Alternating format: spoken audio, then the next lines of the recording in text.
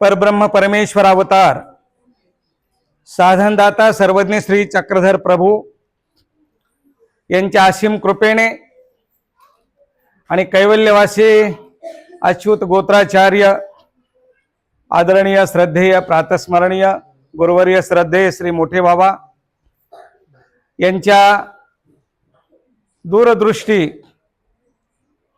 आणि ज्याला पारखी नजर आपण म्हणतो या भूमिकेतून या महानुभाव संप्रदायाला एक नवीन संजीवनी प्राप्त झाली। त्याच्यातलाच हा खडकुली स्थान जीर्णोद्धाराचा एक आयाम उपक्रम आपल्याला म्हणता येईल।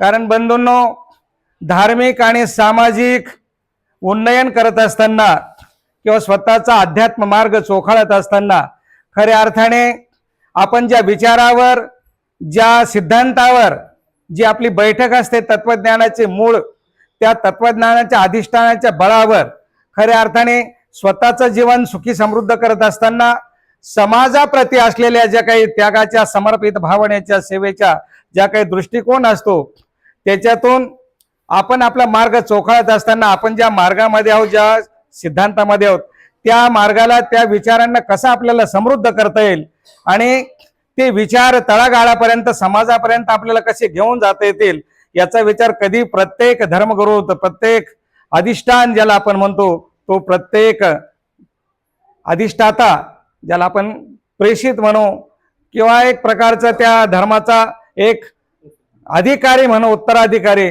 हा तो प्रत्येक जण हा विचार करत असतो। त्या अनुषंगाने महानुभाव संप्रदायाची स्थापना जरी 12व्या शतकात झालेली असली तरी आज हे वर्तमान काळ, हे 100 वर्षाचा जो शतक आहे 19वा आणि 20वा, या शतकामध्ये महानुभाव संप्रदायाच्या दृष्टिकोनातून जर आपण विचार केला तर महाराष्ट्राच्या या भूमीमध्ये मराठी भाषेचा अभिमान घेऊन या संप्रदायाने मराठी सारस्वताला जे समृद्ध केलेलं आहे आणि मराठी भाषेला जो अभिजात भाषेचा जो दर्जा मिळाला तो केवळ महानुभावांच्या साहित्य योगदानामुळे आणि महानुभावांच्या मराठी भाषेच्या प्रेमामुळे आज आपण ही मराठी भाषा जी म्हणतो। कारण महानुभावांचे जवळजवळ 8000 धर्मग्रंथ हे मराठी भाषेमध्ये तयार झालेले आहेत आणि मराठीतला आद्य ग्रंथ लीळा चरित्र आणि मराठीतला आद्य पद्य जे आहे धवळे, हे महानुभाव संप्रदायाने या मराठी साहित्याला दिलेलं फार मोठं योगदान आहे। कारण वैष्णव संप्रदाय हा महानुभाव संप्रदायांच्या चक्रधर स्वामींच्या उत्तरापंथी प्रयाणानंतर या महाराष्ट्राच्या भूमीमध्ये उदयाला आलेला आहे। ज्ञानेश्वर माऊली असतील, हे चक्रधर स्वामींच्या उत्तरापंथी प्रयाणानंतर त्यांचा या महाराष्ट्रामध्ये जन्म झालेला आहे आणि त्यांनी वारकरी संप्रदाय म्हणजे वैष्णव संप्रदायाची पताका सर्वदूर संपूर्ण जगामध्ये ते वैष्णव संप्रदायाला ज्ञानेश्वर माऊली घेऊन गेले।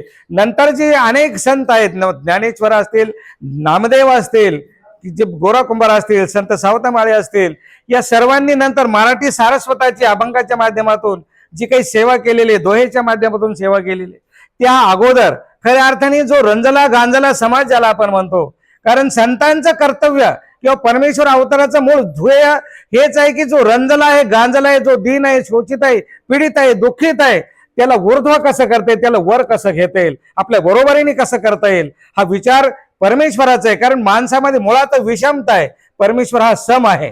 परमेश्वर सर्व प्रति भूत मातर प्रति समान दृष्टिकोन परमेश्वराचा आहे। तोच दृष्टिकोन संतांचा आहे, तोच दृष्टिकोन समाजसेवकांचा आहे। या विचारातून या संप्रदायाने केलेली जी या महाराष्ट्राच्या समाजाची, या इथल्या रंजल्या गांजल्यांची जी सेवा आहे, ती सेवा कुठेतरी मधल्या कालखंडामध्ये जो काही अपपर भाव आपण आपल्या मनामध्ये ठेवलेला असतो, कुठेतरी तो विचार पुरोगामित्वाचा ठेवलेला असतो, त्या विचारधारेला पुढे घेऊन जात असताना आज आपण पुरोगामित्वाच्या भूमिकेतून प्रतिगामी विचारसरणी सोडून आपण पुरोगामीच्या भूमिकेतून सर्वांना यारे यारे सकळजण सारे आपले सर्व बंधू आहेत हा विचार करून आपण सर्वांना हृदयाशी कवटाळतो। तोच विचार आचार्य प्रवर श्री मोठे बाबा म्हणजेच माझे गुरुवर्य, ज्यांनी ही आज जिथे आपण बसलेले हे आश्रम असेल किंवा गोदावरीच्या पात्रामध्ये असलेलं दीक्षाभूमी तीर्थक्षेत्र असेल, त्यांच्या या सुविचारातून हे जन्माला आलेलं हे पीक आहे। कारण बंधूंनो, तुम्ही फार अलीकडच्या कालखंडामध्ये असलेले आहेत। मी 72 सालापासून बाबांना पाहतोय। 1972 साली बाबा पहिले विश्व हिंदू परिषदेचे अध्यक्ष झाले आणि त्यापासून त्यांनी महाराष्ट्र नव्हे तर पूर्ण भारतभर जिथे जिथे हिंदूंचा विचार झालेला आहे त्या प्रत्येक भूमीवर, प्रयाग असेल, त्यानंतर तुमचं ऋषिकेश असेल, इलाहाबाद असेल, प्रत्येक चारी दिशेला बाबा हा हिंदुत्वाचा विचार घेऊन गेले. आणि त्याचबरोबर अनेक कन्वर्ट झालेले, हिंदूतून इतर संप्रदायामध्ये गेलेले, ख्रिश्चन झालेले, अशा अनेक जवळजवळ 1,00,000 लोकांना पुन्हा बाबांनी हिंदू संप्रदायामध्ये पुन्हा कन्वर्ट केलं. इतका व्यापक विचार बाबांचा या समाजाचा विचार करत असताना होता. केवळ मानव संप्रदायाकडे न पाहता एक संत म्हणून जी जबाबदारी होती, ती संतत्वाची भूमिका खऱ्या अर्थाने बाबाने या पूर्ण देशभर भारतवर्षामध्ये खऱ्या अर्थाने प्रस्तुत केलेले. परंतु अत्यंत प्रतिकूल परिस्थितीमध्ये आज जे स्थान पाण्यामध्ये आहे, अत्यंत प्रतिकूल परिस्थितीमध्ये या स्थानाचं संवर्धन संगोपन केवळ बाबामुळे झाले, लक्षात ठेवा. कारण सरकार, कुठलंही सरकार असेल, भारत सरकार असेल किंवा महाराष्ट्र सरकार असेल, जे क्षेत्र पाणलोट क्षेत्रामध्ये गेलेलं भूमी आहे, अशा ठिकाणी किंचितही तुम्हाला कुठे एक खडा सुद्धा ठेवू देणार नाही किंवा बांधकाम करू देणार नाही. भारत सरकारची भूमिका आहे, कायदा ते सांगतो. परंतु केवळ बाबा होते की न होणारं काम जे परमेश्वर करू शकतो, निश्चितपणाने त्याच भूमिकेतून बाबांनी सुद्धा न होणारं काम केवळ बाबांच्याकडे पाहून, कुठलाही राजकीय कार्यकर्ता असेल, नेता असेल किंवा महाराष्ट्र शासनाचा अधिकारी असेल, बाबांच्या कुठल्याही शब्दाच्या बाहेर कुठला अधिकारी गेला नाही, न होणारं काम. कारण पाणलोट क्षेत्रात गेलेल्या जमिनीतून कुठलाच रस्ता होऊ शकत नाही, कुठली वीज येऊ शकत नाही, कुठल्या पायाभूत सुविधा मिळू शकत नाहीत. परंतु केवळ बाबा होते, बाबांकडे पाहून या सगळ्या सुविधा भारत सरकारला, महाराष्ट्र सरकारला द्यावा लागल्या, रस्ता सुद्धा द्यावा लागला. आणि केवळ बाबा करता 5 किलोमीटर ब्रह्मगावावरून ही लाईट आली. आणि आज हजारो एकर जो हे सिंचनाखाली आलेलं क्षेत्र आहे, जे आज बागायत आपण पाहतो, जवळजवळ धरण बनल्यापासून 1975 ते 2000, जवळजवळ 1997-98 पर्यंत ही खंजर भूमी पडलेली होती. जमीन जरी या मांडव्या ग्रामस्थांची असेल किंवा सावखेडेवाल्यांची असेल, इथे पाणी नव्हतं, इथे लाईट नव्हता, इथली कुठली मूलभूत सुविधा नव्हती. परंतु केवळ तीर्थस्थानाचा विकास होत असताना या सर्व भूमीचा भौगोलिक सुद्धा विकास बाबांच्यामुळे या संपूर्ण परिसराचा कायापालट झालेला आहे. आणि याच क्षेत्रामध्ये शालिग्राम मसे नावाचे आपले विधान परिषदेचे आमदार होऊन गेलेले आहेत बीजेपीचे, त्यांच्या माध्यमातून सावखेडा ते जो आहे महालक्ष्मी खेडा हा पूर्ण 6 किलोमीटर डांबरी रस्ता सुद्धा महाराष्ट्र सरकारने आपल्याला बनवून दिलेला होता.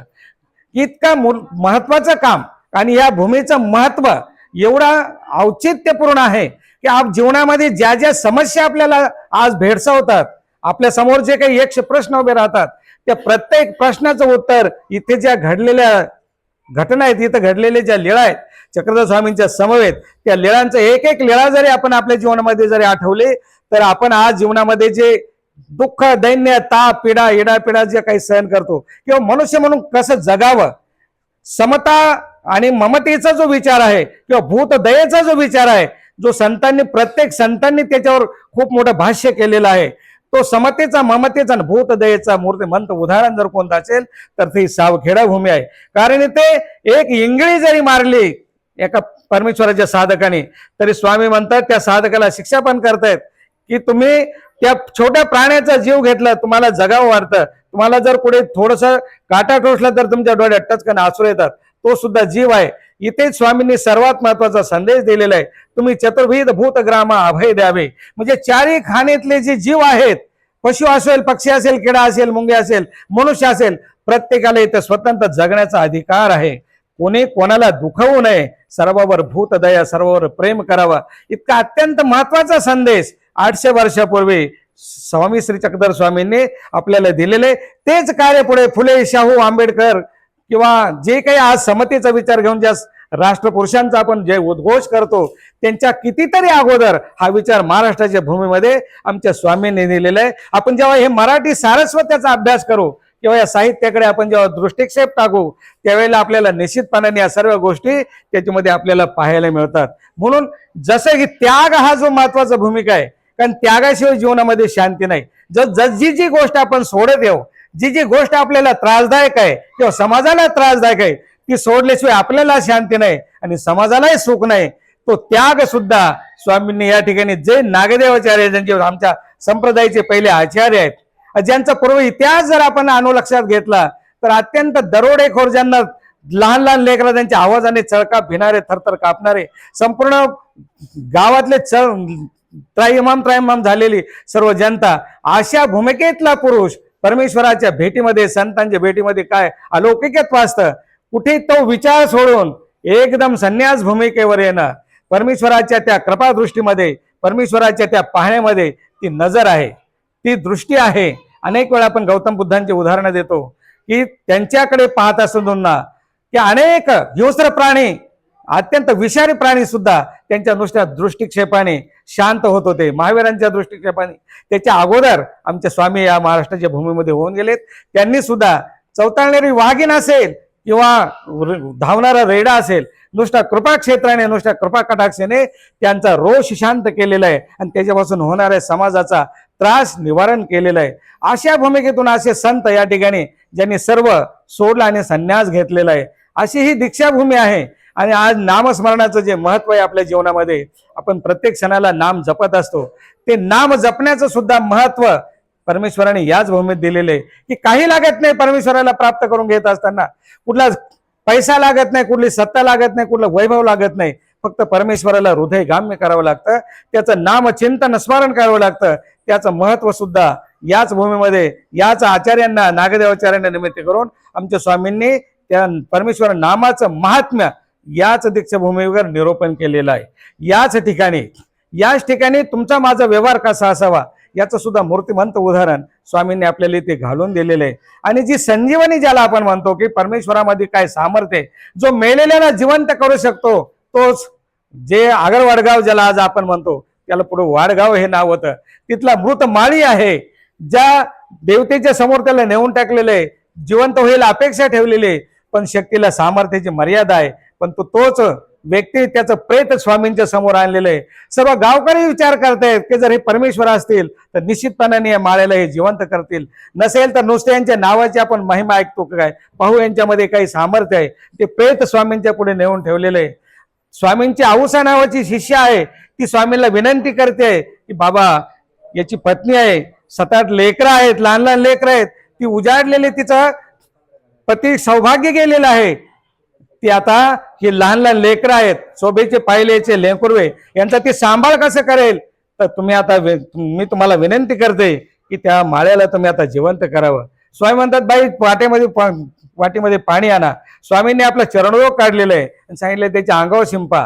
अंगावर शिंपल्यानंतर त्यांनी डोळे उघडलेले आहेत. मग म्हणतात त्याला थोडं प्यायला द्या. प्यायला दिल्यानंतर तो उठून बसलेला आहे, स्वामींपर्यंत गेलेला आहे, स्वामींच्या पायावर त्याने डोकं ठेवलेलं आहे आणि स्वामींना म्हणतो मी काय सेवा करू. ही समोर घडलेली घटना आहे, ही काही दंतकथा नाही, पुराण कथा नाहीये, ही प्रत्यक्ष घडलेली ही घटना आहे 800 वर्षापूर्वीची. मृत व्यक्तीला, मृत जीवाला सुद्धा संजीवनी देणारा हा परमेश्वर अवतार याच भूमीवर इथेच मृत माळी जिवंत केलेलं आहे. नंतर सर्पदक्ष माळ्याचं रक्षण केलेलं आहे, त्यानंतर माळिनीचं सुद्धा रक्षण याच ठिकाणी स्वामींनी केलेलं आहे. अशी संजीवनी देणारा, आणि आज आपण शरीराने जर जिवंत आहोत तर विचाराने, कार्याने मृत झालेलो आहोत. काय करावं, काय करू नये अशी आपली संदिग्ध अवस्था निर्माण झालेली आहे. कारण प्रपंचाचा व्याप आणि आपल्यावर असलेल्या जबाबदाऱ्यामध्ये आपण थचून गेलेलो आहे. जसं पाणी थिजून जातं, नंतर त्याला आपल्याला गरम करून पुन्हा पिघळावं लागतं, तसं आपल्यामध्ये जे विचार थिजून गेलेले आहेत, आपलं कार्य मलिन झालेलं आहे. जर आपल्याला संजीवनी घ्यायची असेल, पुन्हा कार्य प्रवण व्हायचं असेल, पुन्हा नवीन उन्मेषाने आपल्याला समाजामध्ये जर समाज कार्य करायचं असेल तर या भूमीवर यायला पाहिजे आणि या भूमीचं त्रिवार वंदन केलं पाहिजे. निश्चितपणाने आपण पुन्हा ही ऊर्जा या ठिकाणाहून घेऊन आपण चांगल्या कार्याला प्रारंभ करू शकतो. अत्यंत प्रतिकूल परिस्थितीमध्ये, पण ऊन वारा, इतका प्रचंड वारा, अशा परिस्थितीमध्ये या मंदिराचं बांधकाम 1 मजला नाही तर 3 मजले मंदिर आहे. ते 3 ताळ उभे केलेले आहेत, जिथे आपल्याला 10 किलोचा बोजा घेऊन जाणं सुद्धा शक्य नाही. अशा ठिकाणी आपण RCC कॉन्क्रीटमध्ये एवढं मोठं मंदिर बांधलेलं आहे. आणि हे ज्या भूमीत आता आपण इथं बसलेलो आहोत, हे सुद्धा 1 महिन्यामध्ये उभी राहिलेली इमारत आहे. फक्त 1 महिन्यामध्ये हे 4 स्लॅब 2003 ला आम्ही जून महिन्यामध्येच टाकलेले आहेत. दर 8 दिवसांनी 1 स्लॅब टाकलेला आहे. दर 8 दिवसांनी पहिला स्लॅब, दुसरा स्लॅब, तिसरा स्लॅब आणि हा मोठा स्लॅब बरोबर 1 महिन्यामध्ये संपूर्ण कन्स्ट्रक्शन तयार झालेलं आहे. आणि आज आपण याच्यामध्ये शांत निवारण याचं बसलेलो आहोत. 2004 याचं आपण उद्घाटन केलेलं आहे. इथे सांगण्याजोगत्या अनेक जवळजवळ 65 लीळा, खडकुलीच्या 65 लीळा आहेत. पण आपल्याकडे वेळ कमी आहे आणि बाबांनी केलेलं अचाट कार्य जे आहे त्या कार्याला सुद्धा आपण गवसणी घालू शकत नाही. पण आपलं तुमचं माझं कर्तव्य आहे की त्यांनी जे काही केलेलं आहे त्याचं चिंतन करणं, मनन करणं आणि त्या विचारावर आपण आपलं उर्वरित आयुष्य समाजासाठी, धर्मासाठी, ईश्वर सेवेसाठी खर्ची करणं. निश्चितपणाने ती प्रेरणा, ती ऊर्जा घेण्याकरता प्रतिवर्षी आपण या ठिकाणी येत असतो आणि ही ऊर्जा घेऊन आपण वर्षभर ते काम करत असतो आणि तोच उद्देश आजच्या या समारंभाचा आहे. कैवल्यवासी गुरुवर्य बाबाजींनी जो समरसतेचं जे कार्य केलं, सगळ्या धर्माला आपलं म्हणण्याचं जे धाडस मानव पंथामध्ये जर कोणी केलं असेल तर ते माझ्या गुरुवर्य कैवल्यवासी बाबाजींनी केलेलं आहे. आणि त्याची वारसा, त्याची परंपरा आदरणीय श्रद्धेय आताचे वर्तमान महंत विद्यमान बाबाजींनी सुद्धा ती परंपरा चालवली. सर्वज्ञ श्री चक्रधर स्वामी की जय. आज आपण खडकोलीच्या वार्षिक कार्यक्रमानिमित्त एकत्र आलेले आहे. कारण 2004ला याचं उद्घाटन झालं, परंतु 29 एप्रिलला झालेले आहे. आणि तो दिवस आपण कायमचं एक आठवण म्हणून तोच दिवस ठेवलेला आहे. पुष्कळ जण मला म्हटले की पाणी कमी झाल्यावर करा, नंतर करा, पण म्हणलं नको. ती एक तारीख सुटली का सुटला माणूस, मग करता येईल, मग असं होऊन जातं. तर तोच दिवस म्हणून मी वार्षिक दिवस इथं दरवर्षी उपहाराला करते. सर्वजण त्यानिमित्ताने येतं. आदरणीय श्रद्धेशी मस्कर बाबाने, आदरणीय श्रद्धेशी चक्रपाणी बाबा, आदरणीय श्रद्धेशी संतोषी शास्त्री, तसेच आदरणीय श्रद्धेशी दिवाकर बाबा, श्यामबाई, तसेच जबलपूर निवासी सद्भक्त. तर असं हे परमेश्वराचं आपण नाही जरी म्हटलं तर कळत नकळत परमेश्वराचं जिथं अस्तित्व आहे तिथं सर्व काही चालून येत असतं. ते आपण बोलून नाही होत. आपण जरी बोललं तर परमेश्वराचं अस्तित्व असल्यासाठी तर काही होत नाही. आणि आपण आता ऐकलेल्या लिळावरून ते अनुभव परमेश्वराने स्वतः तिथं प्रसन्न होऊन इंद्रभट्टाला फुटा दिलेला आहे. प्रसन्न मनोधर्माने भट्टोबासाला अनुसरण दिले. कारण भट्टोबास 7-5 दिवस राहील म्हटले होते. त्यांना स्वतःची खात्री नव्हती, मी राहतो को मला इथं जमतं का नाही जमतं. आले मग वापस. मोठा इतिहास आहे त्याचा, परंतु थोडं सांगते. ते सर्वांना परिवाराला सोडून आले. आबाईसाला म्हणले पोतं घे, मी जाऊन येतो, माझी वाट पाहू नको. आणि आले स्वामीजवळ. स्वामी म्हणले का आले तुम्ही गेलेले परत. म्हणजे जी मी असं झालं का, काही विसरले का, काही तुमचं राहिलं घ्यायचं. म्हणजे जी काही राहिलं नाही. मग का आले. मी 7-5 दिवस राहील. स्वामी म्हणले तैसे येत असो ने दिजे. आम्ही तसं इथं ठेवत नाही 7-5 दिवस. आमची त्यावेळेला स्वामींनी सुद्धा आपली हे दाखवली तिथं की आमच्या म्हणण्याप्रमाणे तुम्ही राहा तर राहा. आम्ही राहा म्हणाल तोपर्यंत राहा, आम्ही जा म्हणलं तर तुम्ही गेले पाहिजे. आशयाने तुम्ही राहत असाल तर राहा, नाहीतर जा. मग भट्टोबास विचार करायला लागले काय करावं आता. आपण जावा तर दादोस तर अनिष्ट आहे, घर तर अयोध्या आहे. दादोस्ताकडे जावं तर अनिष्टच निष्पन्न होते. त्यांनी अनुभव घेतलेच होते 7-5 भेटले. आणि घर तर अयोध्या आहे. अयोध्या माणसाला वर येऊ देत नाही, ते अधोगतीलाच नेते. किती चांगले असू द्यायचं ते, परंतु अधोगतीलाच नाही काही. मग हा विचार करता ज्यावेळेला ते घरचा अयोध्येचा विचार करायचा त्यावेळेस स्वामी गप्प बसायचे. ज्यावेळेला त्यांच्या मनात असा उल्लेख यायचा की नाही आपण इथं राहावं, नको आता जायला, त्यावेळेस स्वामी टाळी वाजायचे. स्वामी म्हणायचे वेगळा करा, मंगळ काळ वर्तत असे, त्यावेळेला सांगत होते. आणि ज्यावेळेला ते घरचा विचार करायचे त्यावेळेला स्वामी गप्प बस. अशा त्यांचे 4-5 मिनिट गेल्या आणि शेवटी म्हणले जी तुम्ही म्हणसाल तोपर्यंत राहील, तुम्ही जा म्हणसाल त्यावेळेस जाईल. मग स्वामींनी त्यावेळेला इथं भाकेची पोपळ म्हणजे पहिलीची सुपारी एक प्रकार. बाईसाला म्हणले द्या पान सुपाऱ्याला विडा द्या. आणि मग त्यांच्या हातात विडा दिला, म्हणजे द्या भाकेची पोपळ आम्हाला. आता म्हणजे वचन द्या आम्हाला एक प्रकारे की आम्ही शेवटपर्यंत तुम्ही म्हणसाल त्याप्रमाणे. आणि त्यावेळेला स्वामींनी ते वचन घेतलं की सुट्टी काळी बोलिजे ते देपर्यंत प्रतिपाळले. आता तुम्ही या प्राप्त काळी बोलून राहिलेत, आम्हाला वचन देऊन राहिले, आता हे शेवटपर्यंत तुम्ही प्रतिपाळ केला पाहिजे याचा. आणि स्वामींनी तिथं संन्यास दिला स्वामी लक्ष्मीवासनला. तर असं हे महत्त्वाचं ठिकाण आहे.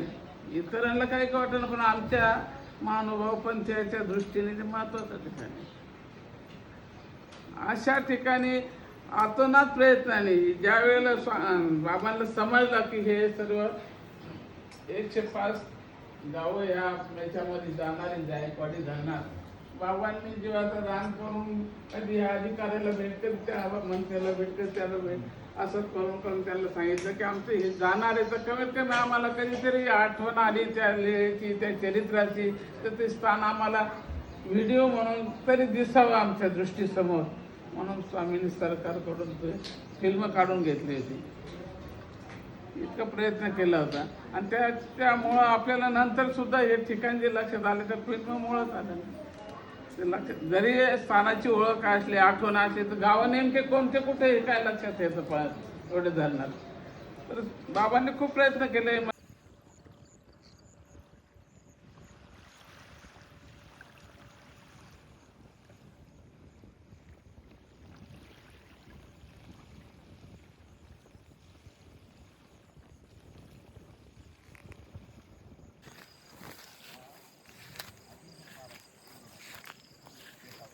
क्षेत्र खडकुली या ठिकाणी आपण सध्या आलेलो आहोत. जायकवाडी धरणाच्या आतील हे सर्वज्ञ श्री चक्रधर स्वामी यांचं स्थान मंदिर आपण सध्या पाहत आहोत. शेवटचा मजला जो आहे तो थोडासा पाण्याखाली आहे आणखी.